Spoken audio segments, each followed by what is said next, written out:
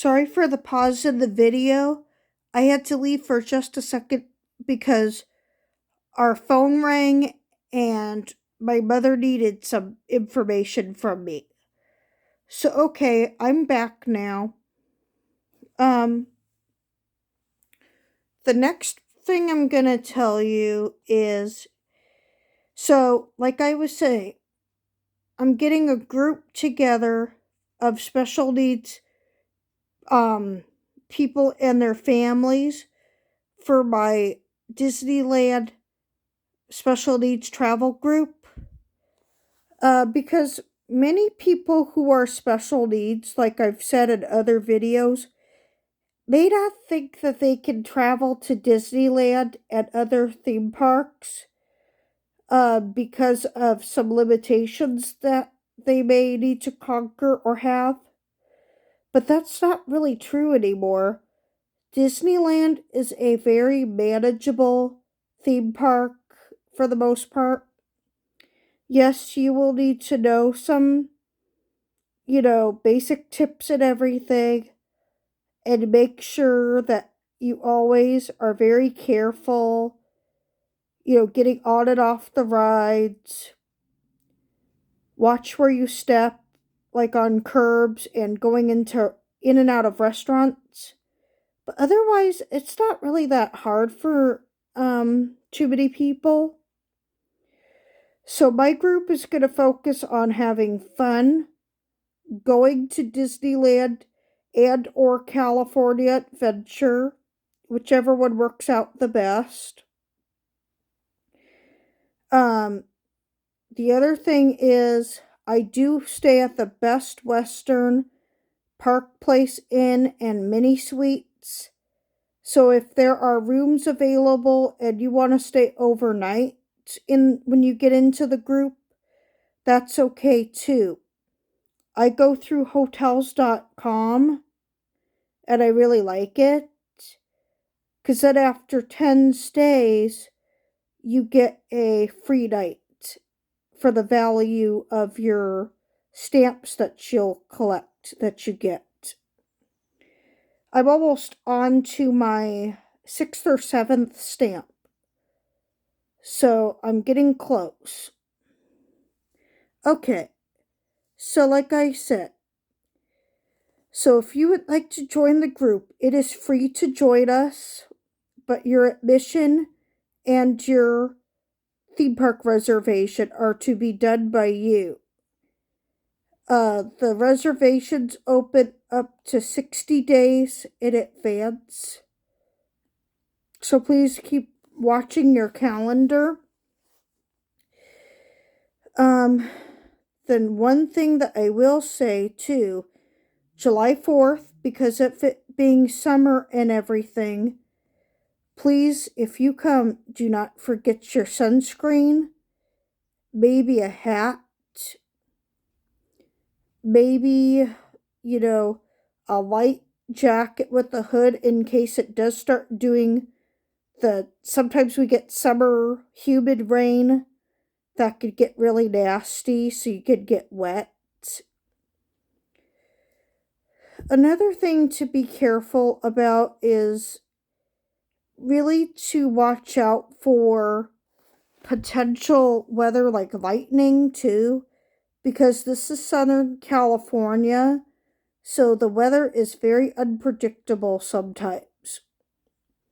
Also, watch your local weather channel, such as like ABC7 or any of those, for continued information about weather. The one I have to keep watching is LA and Orange counties to make sure that I'm going to be safe in both areas that I go to so much. I live in Monrovia, so that's LA County. Orange County would be when I go to Disneyland or any of those other attractions. Another thing that I will ask my group is if everybody ends up going to Disneyland, like a lot of people with me, I will say that I will have some group rules, which are just to simply be kind, be helpful, be understanding that I also have some challenges and some difficulties that a lot of people overlook because I am high functioning with my autism. As well as that I do have some balance problems, even though I walk really well. I am prone to having a few problems with steps and balancing on some things. So I do use the Disability Access Service at the Disneyland Resort, or Disability Access Service, or DAS service. So please also be understanding of that. I can put up to 6 people on my Disability Access Service account. But after that, each additional person is going to have to be either on their own or to put another group member on their Disability Access Service account on the Disneyland app. Yes, you will need the Disneyland app to navigate around Disneyland now. The Disneyland app is not only a great way to access the Disability Access Service, but it's also a great way to mobile order food, get existing and or new reservations, get reservations for restaurants and maintain or cancel them, and also to really just learn to navigate Disneyland effectively, because it hasn't changed in a way where it's, overwhelming or confusing, but it's gotten a little bit rough because of some of the lands that have changed over the years or were redone. The one land I am personally not fond of due to what it used to be, so I don't go in there, is Star Wars Galaxy's Edge. Because one, now no negative comments here and no bullying, but I'm just personally not really a big Star Wars fan. And the other thing I'm going to tell you is I don't go into Star Wars Galaxy's Edge due to safety and concerns about my well-being over there, because I don't really like the way the ground gets. It could get a little hard for me to walk on. Plus, the rides are a little hard for me to get onto. So, I really don't go in there. I already said in other videos how much I really miss Big Thunder Ranch, with all the barbecue food and the great, family atmosphere that had. And so I really pretty much don't go into Galaxy's Edge because of those circumstances as well. I just don't see a need. And that's okay if it's anybody else's personal preference, but it's just not mine. Another thing that a lot of people have asked me is there anything of an experience that has ever scared you at a theme park? Yes. Sometimes I don't know why, but I automatically sometimes shut my eyes during the big loop on the Incredicoaster, which used to be California Screaming in California Adventure. I don't know what it is why I automatically shut my eyes sometimes during that, but I try to keep them open when I can. Sometimes it just proves to be a little hard. That sometimes does, I have to admit, sometimes the big loop does scare me, which I'm not usually afraid of very much. Another thing that scares me is that last time I was at Disneyland, there was a problem where I have my CPR and first aid certification up to from 1-year-olds to 9 years old. And a little girl that was 5 years old at the Coca-Cola refreshment corner on Main Street, she started choking on what is a big killer for kids when they choke, a hot dog. So when I had to assist her, I really had to try to not get really upset so I could help her. But it really did scare me and get me really upset. Because of course I don't want to see kids choking. Or anybody choking for that matter. She was okay after I assisted her and everything. And she was talking a few minutes after I helped her. And drank water. And then she was still able to get on with the rest of her night. But unfortunately, that's not always the case. And choking is a really hard thing to have to tackle.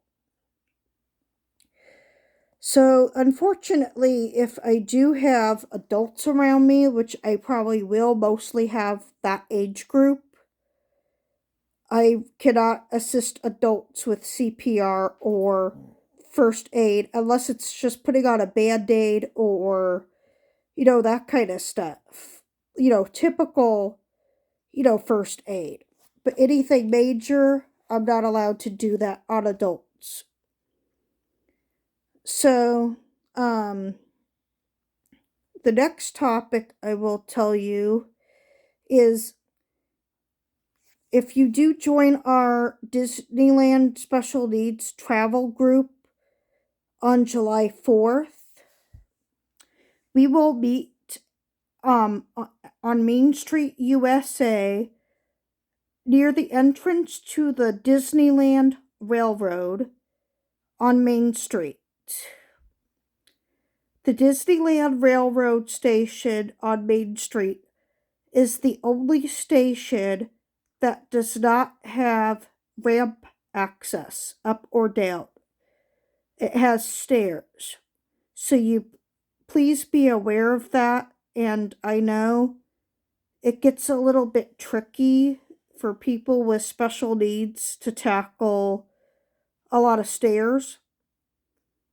So the next option is either to try to get up those stairs and go take the railroad into some of the other lands, or go to the next station after we meet up at the Main Street station, which would be over to probably Fantasyland or Tomorrowland, and then ride it to wherever we would like to go. Whether it's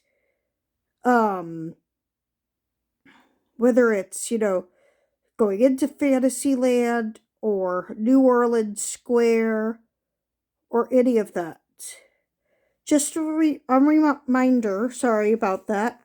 Just a reminder, in March of this year, Mickey's Toontown and its station, I believe the station too, March 2022, Mickey's Toontown is closing for a year-long or a little after year-long refurb to finish up the new ride, Mickey and Minnie's Runaway Railway, and putting in some other stuff and changing things around.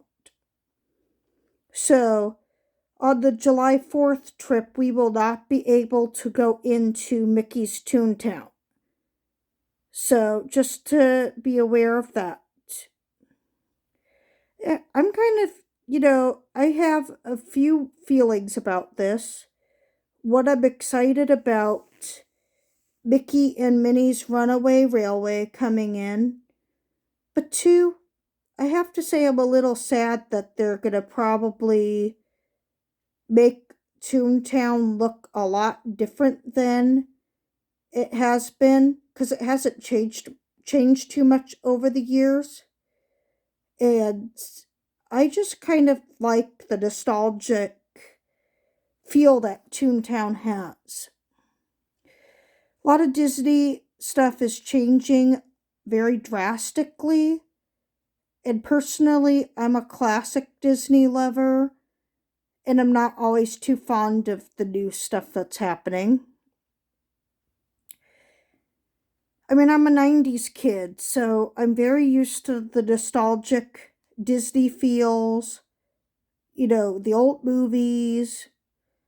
I also have grown up my whole life with mostly older people, like 60s and up, even some to their 90s, or even a few that have turned 100 or a little more. So I like the nostalgic Disney and cartoon feel that sadly we are kind of starting to lose in many areas. The other thing that is a little surreal is that it looks like when Toontown does reopen, the Chippendales treehouse that people used to be able to climb up onto and go inside and everything will be permanently shuttered. So, weirdly enough, Toontown is described as a place where the Toons live. So Mickey and Minnie have their houses. Goofy has his zany, fun house. Donald has his house boat. Roger Rabbit's ride is kind of like where he's supposed to reside. And now Chip and Dale are going to lose their treehouse.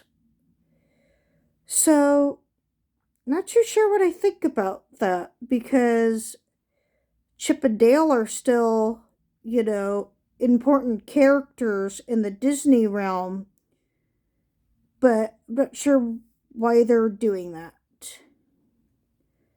I guess that's one thing we may not understand for sure. So if anybody has any questions so far, please let me know down in the comment section below so I can answer your questions effectively. Okay. So, also on July 4th, when our group meets in front of the Disneyland Main Street Railroad Station, we can go onto the train immediately, or we can go, walk around Main Street and go on other modes of transportation. Go into Great Moments with Mr. Lincoln, which I always give myself a chance to do. And other things like go into a few shops and look around, but not necessarily buy something at the moment unless it's small, because you don't want to be carrying around a ton of bags, when you're just trying to enjoy the parks and the rides. It's not always the best. So, another thing that our group will be doing is having a little bit of a discussion about likes, dislikes, fears, questions, and or comments about the day and how it's going sometimes. A lot of people with special needs, including autism, Down syndrome, and other special needs, have trouble with communicating and talking to their peers.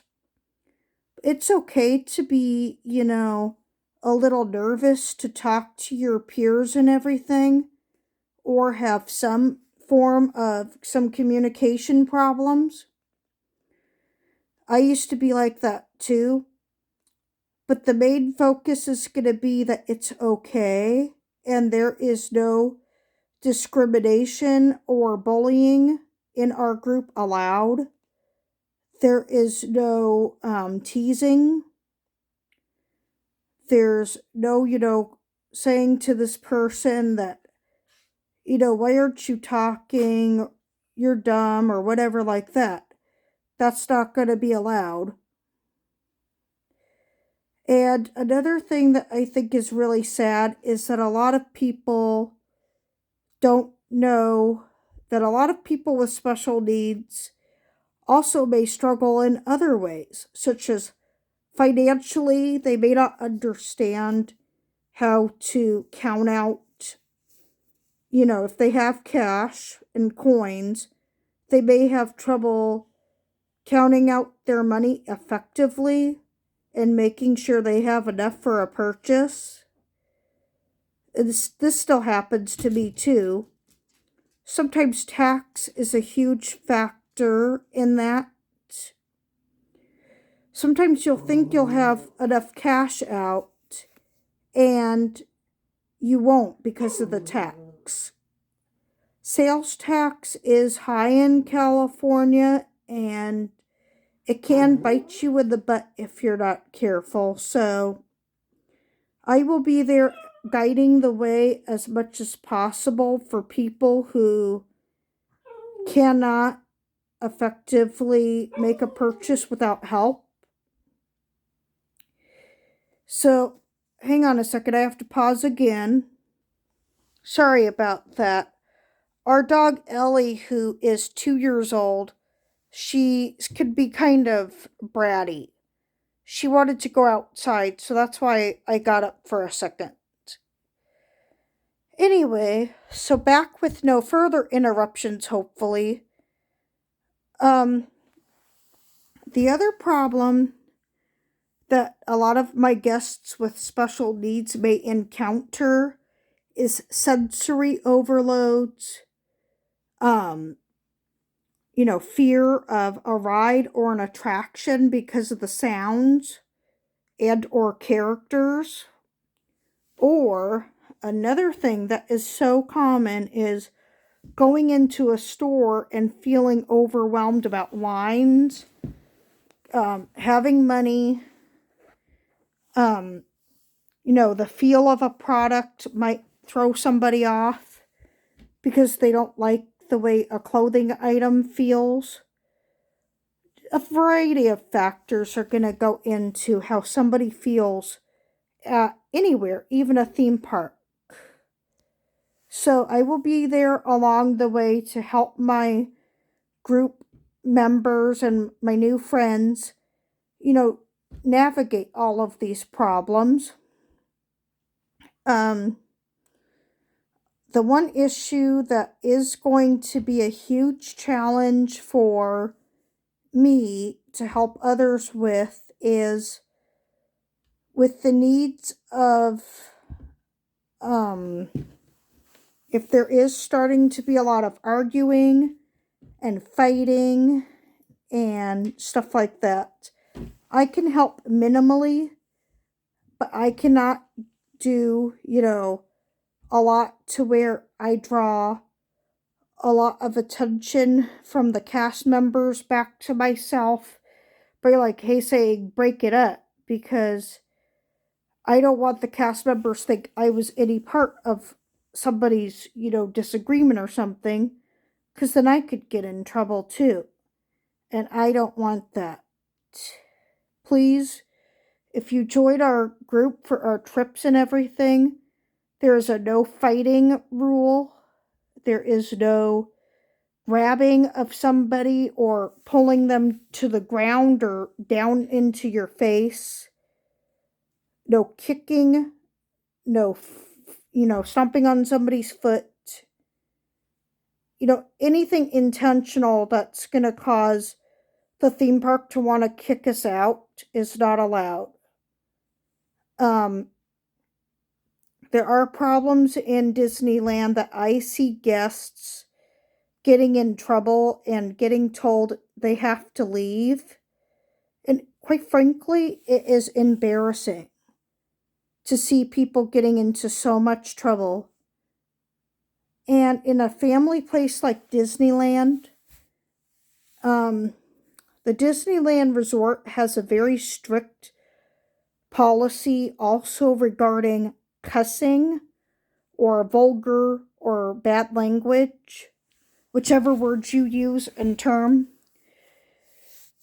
Cussing is no longer, anywhere allowed over there. So if I start hearing, the F-bomb coming out or any of the other words, not only am I going to be embarrassed, but I'm going to have to pull the group together and say, why are you saying those words? You can now get told by the cast members that will have to leave. And I will say, I didn't do it because I guess some people in the group just didn't listen. Well, let's not be in that scenario. Let's not have a cast member have to come up to anybody and tell them, hey, take down your, vulgar language. We don't allow that.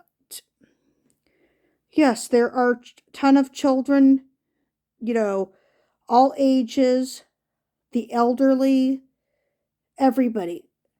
And everybody is there to have a good time, to get along, make new friends, or see existing friends if you bring anybody with you. Any of that. So there's no need for that kind of behavior in Disneyland or of those theme parks.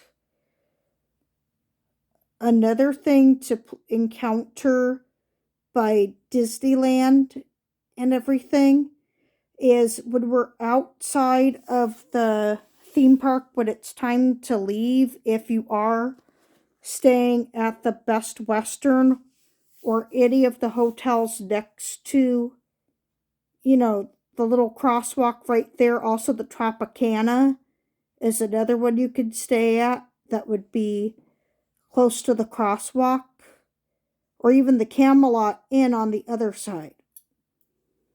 But those are the hotels that I will mainly say if you're going to join the Disneyland Special Needs Travel Group, those are the ones that will mostly be right there, so you don't have to, go near any shady hotels, bus stops, weird corners and alleyways.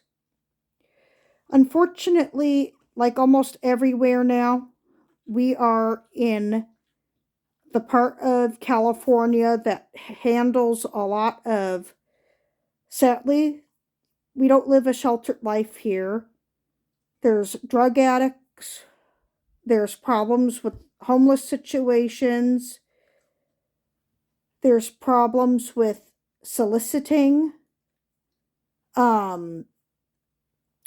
People that like to fight outside and cause trouble to those going into Disneyland because they just like to cause trouble.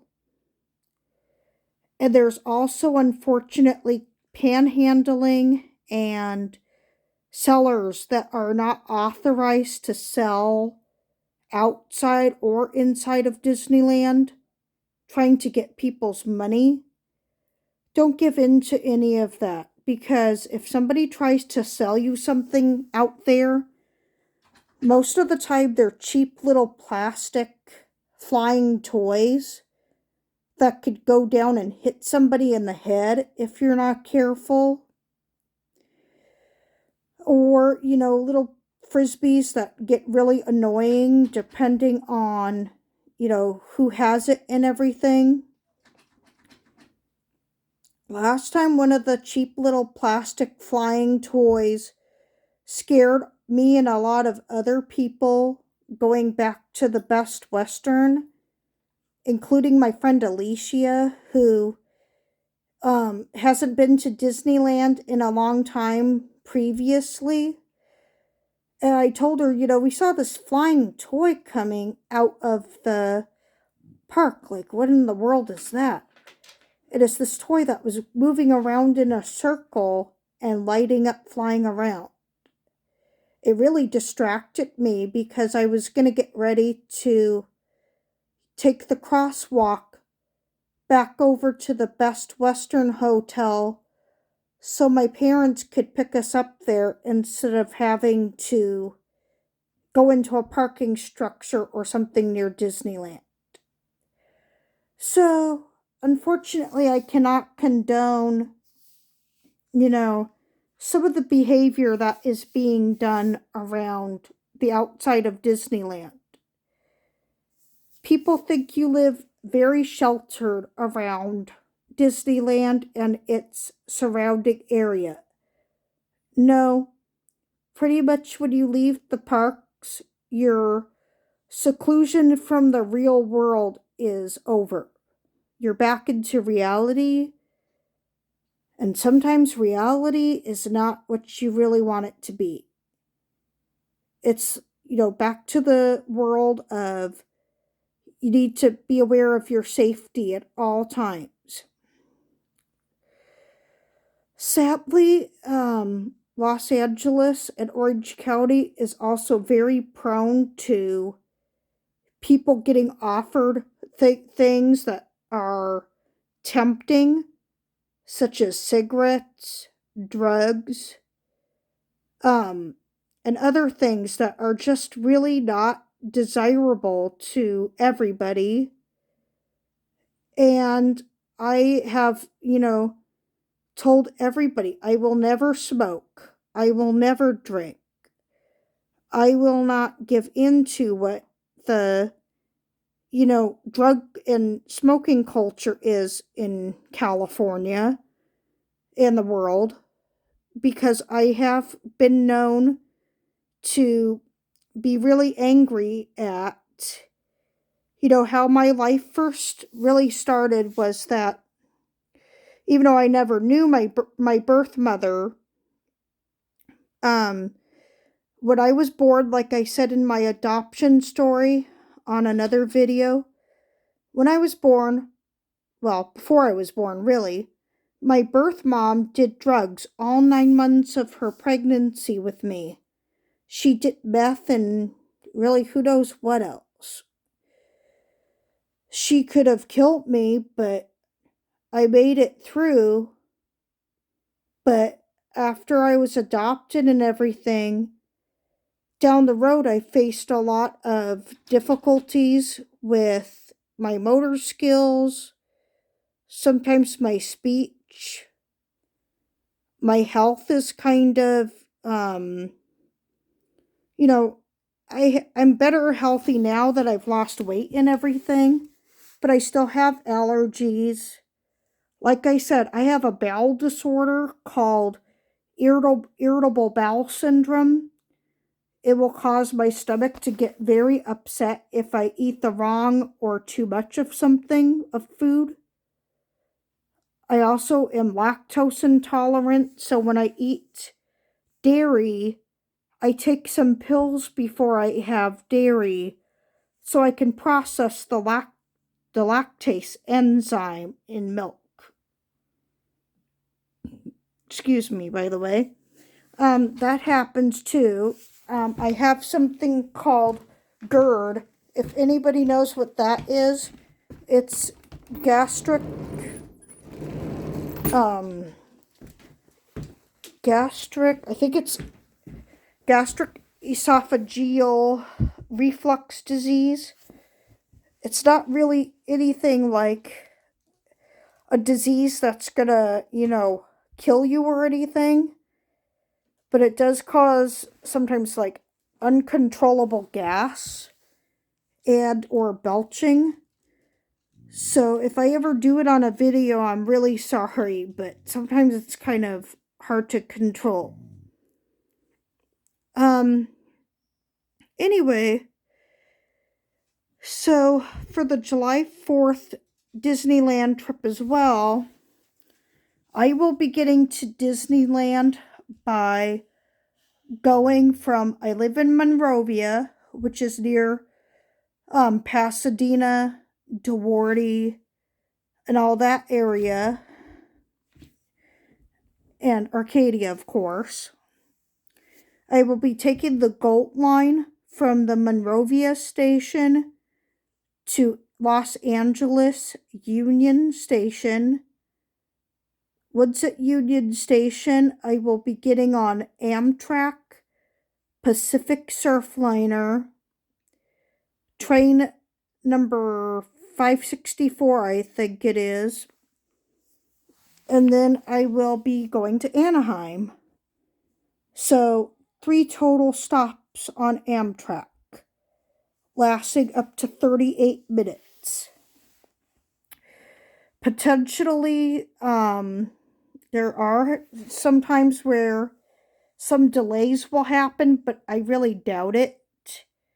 And that's why I leave very early in the morning, so I could tackle some of the delays. I've never been to Disneyland any later than 10, I think it is, or 9:45.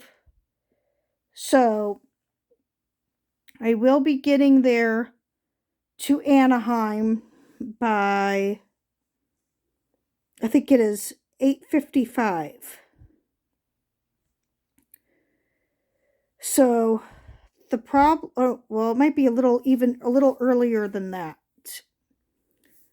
But, potentially some things can be a little bit out of your control when you travel, such as, people being rude to which mode of transportation you're taking, including to train conductors, drivers, anything like that. So, I really hope that doesn't happen again, but we'll see, because right now I'm saying this world is kind of a little wacky right now. And there are times people get very upset with, what's going on with everything, and they take it out on other people that have no control of their situations. People think the train conductors can always be on time and perfect, and that's not going to happen with everything. Sometimes things will happen that you cannot control. There was a time when I was on Amtrak that a lady ended up getting really mad at the conductor, and for some weird reason she started a really big fight. And I heard yelling and screaming, and then I heard this loud slapping sound. She pretty much slapped the conductor and a few other people who were trying to restrain her. After that happened, they stopped the train away from one of the stations. She was handcuffed once security and the cops came in and arrested her.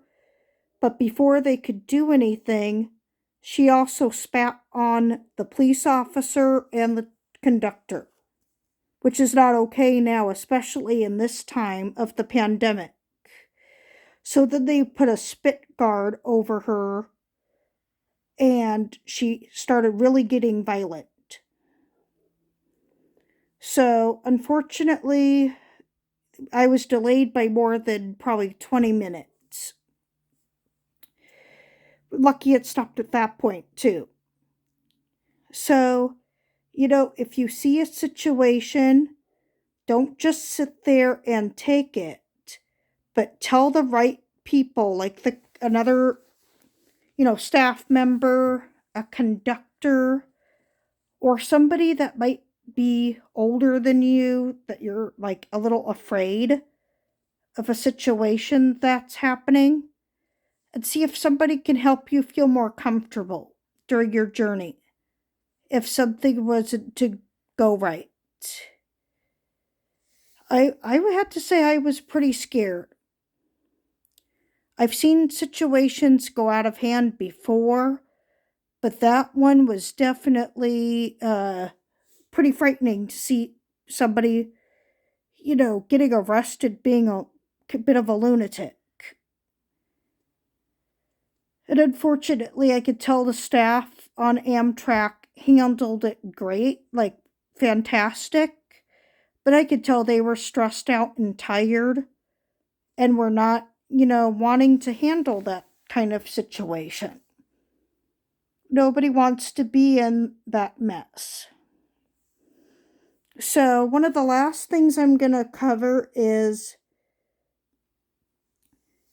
when our group also meets, the one thing I will also take into account is if my group has any allergies, including those that could be potentially fatal.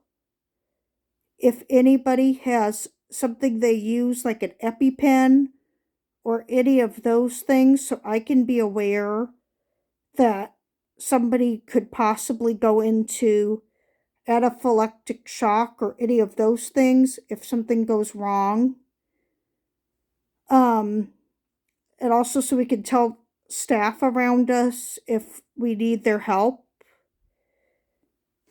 I will also take into account if somebody has wheelchairs, other assistive devices, hearing aids, anything like that. Because then we need to know that people sometimes need help with, navigating the theme parks like that. Another thing is to take into consideration that for those with severe special needs, such as ones that may have trouble with speech, walking, and things where they may have trouble writing something, it's okay. I accept anybody that wants to join my group with any special needs that they may have and are able to travel, all ages.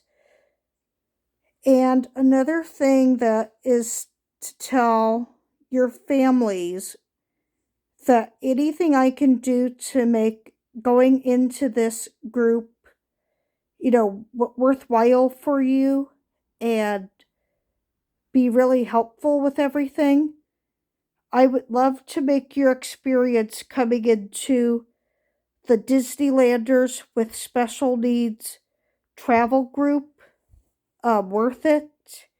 If I could help in any way as specified in this video, please drop a comment down below. You can also email me at goofy, so GOOFY, fan, FAN, 28, so the number 28, at gmail.com. And, check out my Ashley Jones Disneylanders with Special Needs Travel Group on Facebook. Or, my name is Ashley Jones, and I described to you what my profile picture is on Facebook. The one that has me and Goofy on it. And my frame says fully vaccinated, and it's red. And that way you can message me on Messenger like that too. Either way is good for me. Then, when you're finally in the group and, wanting to keep in touch with me during the time that we're there, if you lose me, then I will also give you my phone number, but not on here because I don't want potential, threats to my safety or people scamming me. If I announced it on here, that would not be good due to privacy concerns. So, with that being said, I think the last thing I'm going to say before I go is my goal for this event is to possibly get up to 25 people as part of this new group. If more or less happens, then that's okay too. But that's a goal. I would love for people to go to Disneyland with me more and to travel with me and meet a bunch of people with special needs that may be very similar to me or be very different from me, because I would love to see, how many people I can talk to that may really need a friend for the first time, like either ever or just want more friends. I used to be to the point where I would be very shy when I was younger and not have too many people I would hang out with, except seldom few. I have a boyfriend that is also autistic, just like me. His name is Jack, so I'll give him a shout out. Hi, Jack, it's Ashley, and I love you, and thank you for your support.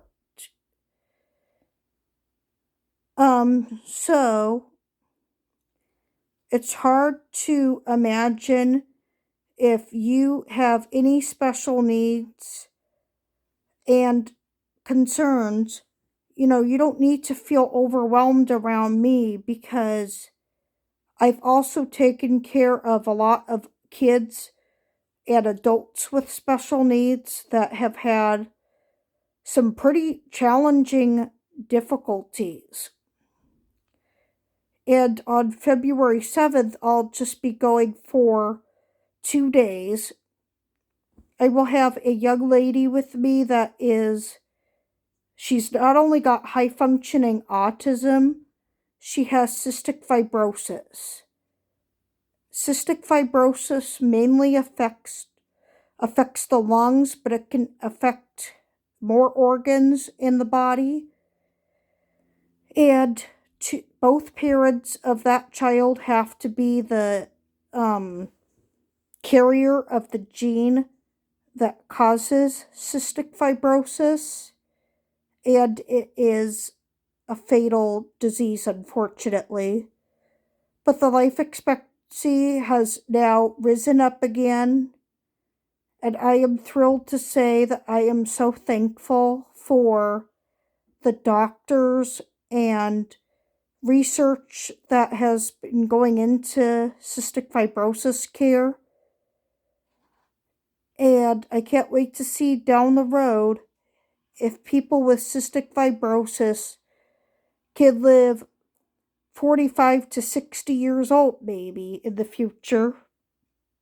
That would be thrilling for me. But this young lady that I'm going to have with me, she's 40, which is unfortunately kind of heading close to where a lot of people are ending right now. She can still do pretty well, but she does have some challenges walking, so she'll mostly be in a wheelchair. She has to do painful breathing treatments and using inhalers to help her breathe and everything. And I have to be really careful with her and listen to her when there's something that she needs. I will be there with her the whole time. She is staying at the Best Western Park Place Inn and Mini Suites in a adjoining room from me, which is good because now I'm also allowed by her and the staff to go assist her if she needs anything. And we could go sit in each other's rooms and hang out if somebody needs anything. So I just wanted to let you know all of that information too, in case you ever have the, ability to meet those who are, having those circumstances. The last announcement I have for you today is that if there's another challenging disorder, disease, concern, or anything, I will not turn anybody away from joining the group if they have a serious, special need or a disease, even those that may be potentially fatal in the future. Even those who are able to travel to theme parks to, let's say, if somebody had an immune deficiency syndrome or recent or way past long ago cancer or something. I would never turn anybody away for any of that. I'm trying to show society that no matter what, it's good to accept those who may be having trouble fitting into a group because they are really, discriminated against or something in other groups. And I really want to show people too that just because you might show that you are different from somebody else, it doesn't mean that you can't do something. You can do it. You can conquer it. And you can show everybody that has been, nasty to you to, leave you alone. And look what I did. Even take pictures of yourself at a place like Disneyland and show people I did it. I tackled this. So with that, I hope you have a good day, Disneylanders with special needs, and I will be talking to you soon. Have a good day. Bye.